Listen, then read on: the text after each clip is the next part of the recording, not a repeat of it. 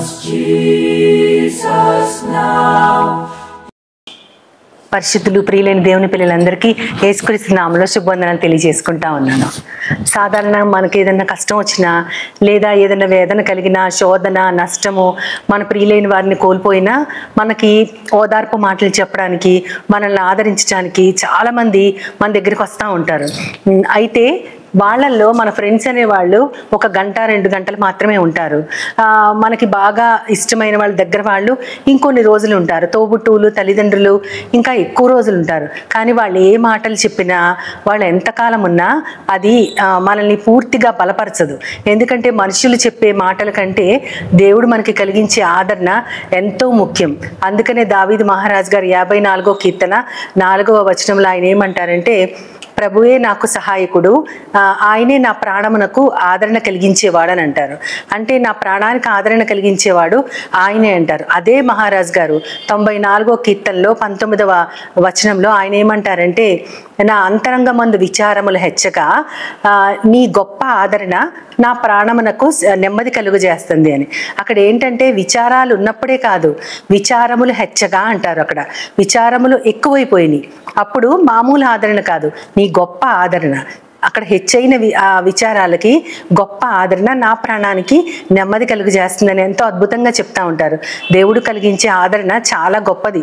ఎందుకంటే ఆయన శాశ్వతంగా మన హృదయంలో ఉండిపోవటానికి వచ్చినటువంటి గొప్ప దేవుడు.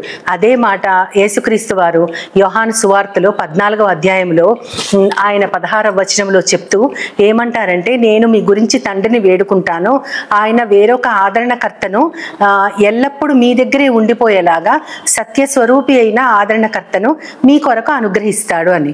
అక్కడ ఒక మాట ఉంటుంది, ఎల్లప్పుడూ మీ వద్ద ఉండేలాగా అని. అంటే యేసుక్రీస్తు వారు 33.5 సంవత్సరాలు మాత్రమే ఈ లోకంలో ఉన్నారు. 3.5 సంవత్సరాలు మాత్రమే శిష్యులందరూ ఆయనతో కూడా ఉన్నారు. యెహోవా దేవుని దగ్గర నుంచి, మన తండ్రి దగ్గర నుంచి మనం విడిపోయి ఈ లోకంలో ఒంటరిగా అనేక రకాలైన బాధల మధ్య బ్రతుకుతూ పాపానికి మనం దాసులం అయిపోయినప్పుడు ఒక మార్గం మనకు లేదు తండ్రిని చేరుకోవడానికి. ఆ మార్గము యేసుక్రీస్తు వారు ఆ మార్గాన్ని చూపించడానికి ఈ లోకానికి వచ్చారు. అయితే ఆ మార్గం ఆయన చూపించిన తర్వాత ఆయన తిరిగి తండ్రి దగ్గరికి వెళ్ళిపోయే సమయం ఆసన్నమైంది.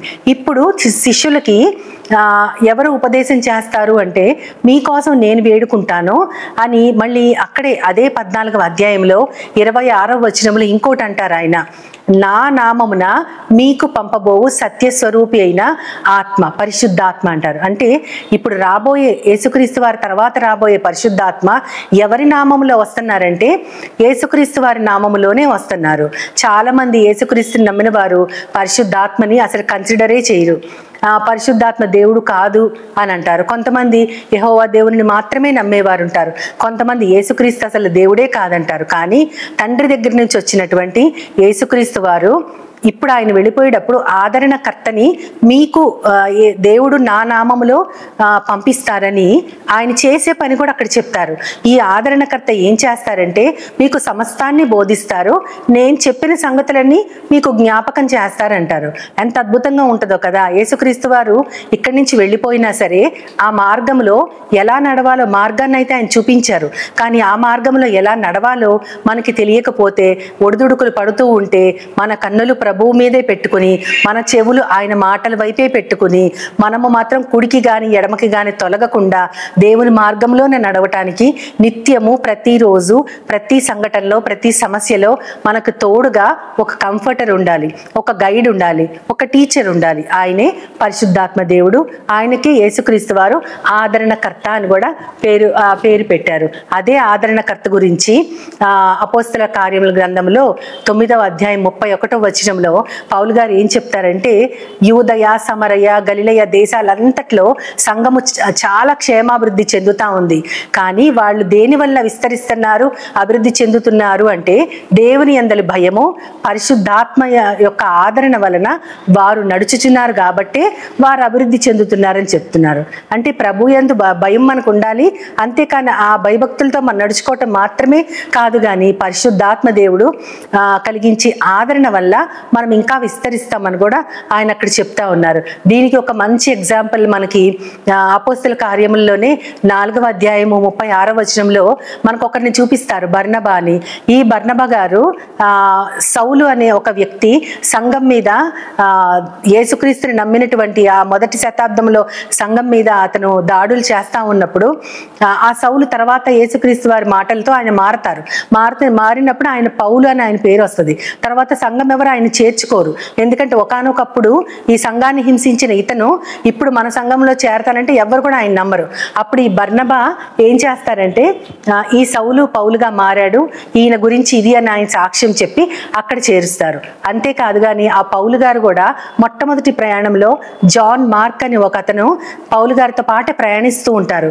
అయితే కొన్ని రోజుల తర్వాత ఏదో విభేదం వచ్చి ఈ మార్క్ అని అతన్ని నేను నా ప్రయాణంలో ఇంక్లూడ్ చేసుకోకుండా ఒక్కడనే బయలుదేరితే బెటర్ ఏమో అని అనుకుంటున్న తరుణంలో ఈ బర్నబా వచ్చి మళ్ళీ తన మాటలతో సర్ది చెప్పి జాన్ మార్క్ని కూడా సువార్తకి బలపరుస్తారు.